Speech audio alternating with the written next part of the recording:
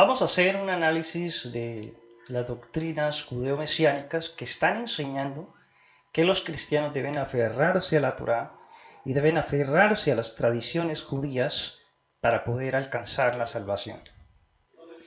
Para poder hacer ello, un ejemplo podría ser el paralelo entre un hombre que fue encontrado cuando Israel iba camino a Canaán, cortando leña, cargando leña, porque al cortarla tenía que cargarla para llevarla a la tienda en la cual se encontraban. Y los israelitas observaron a este hombre y lo capturaron, porque estaba haciendo algo que no estaba permitido el día de Shabbat, día de reposo. Y lo presentaron ante Dios para ver cuál era la decisión, qué había que hacerse con aquel hombre. La orden de Dios fue que aquel hombre debía morir. Y en el Nuevo Testamento tenemos el caso de un paralítico que se presenta a Jesús para recibir la sanación. Y el paralítico se presenta ante él y el Señor le dice: tus pecados te son perdonados. Levántate, toma tu lecho y vete a tu casa. Y era día de reposo. El hombre se va llevando su lecho ya sano, caminando, lo cual significaba que su pecado había sido perdonado.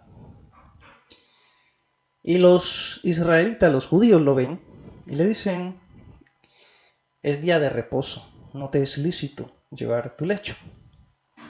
Entonces aquel hombre dice: Jesús, el que me sanó, me dijo que llevara mi lecho. Pero la pregunta es: ¿por qué el Señor Jesucristo le dice al paralítico que lleve su lecho sabiendo que era día de reposo? Podemos hacer dos análisis. El primero, en el cual el Señor Jesucristo verdaderamente le está diciendo a aquel hombre que quebrante el Shabbat. Y el segundo, en el caso hipotético de que cargar su lecho no fuese una acción en contra del Shabbat. Para poder entenderlo, hay que revisar aquel caso en el cual los apóstoles de Jesús estaban recogiendo espigas en día de reposo. Y otro caso, en el cual los judíos acusaron a Jesús por sanar en día de reposo. Cuando los judíos tenían una creencia equivocada acerca de la ley, el Señor Jesucristo les decía abiertamente: están equivocados en esto y en esto. Por eso digo, si un hombre tiene su asno y se cae en un pozo, ¿quién no le saca del pozo, aunque sea día de reposo?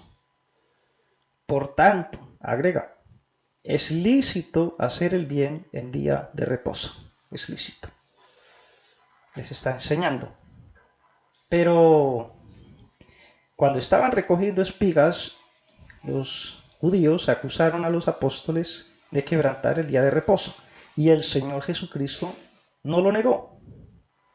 Por el contrario, puso de ejemplo a los sacerdotes del templo, que están haciendo ofrendas en día de reposo y son sin culpa. Y el Señor Jesucristo dice que ellos profanan el día de reposo. Lo profanan, pero son sin culpa. ¿Y por qué eran sin culpa? A causa del templo, porque el templo santificaba su ofrenda. Y el Señor Jesús dice: por tanto, hay uno mayor que el templo aquí, enseñando a los judíos que los apóstoles estaban en Cristo, pertenecían a Cristo.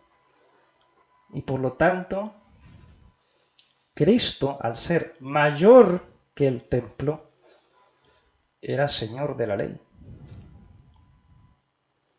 Y lo mismo pasó con el paralítico. Al paralítico le hace quebrantar el día de reposo, para mostrarle a los judíos que solamente a través de él iban a encontrar el perdón de sus pecados contra la ley. Solamente a través de él podían ser verdaderamente libres de ese pecado. Entonces, no es correcto afirmar que el Señor Jesucristo verdaderamente le está diciendo a la gente que había que guardar la ley si ya pertenecían a él.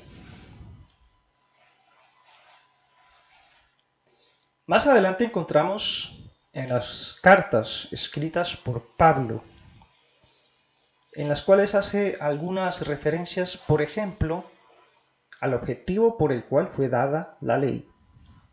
Pablo dice que la ley fue dada a causa de las transgresiones, añadida, que porque la justificación era por la fe.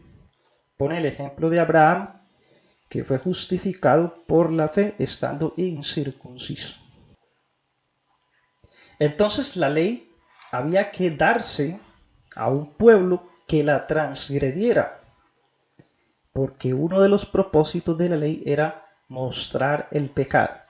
Por tanto, si la ley era dada a un pueblo que no la transgrediera, el pecado no se haría visible. Fue dada a Israel, que la transgredió, para que el pecado se hiciera visible y abundara el pecado, para que cuando Cristo viniera también abundara la gracia. Eso es lo que enseña Pablo. Por lo tanto, Pablo no está dándole vigencia a la ley. Hay algunos versículos que suelen citar los mesiánicos.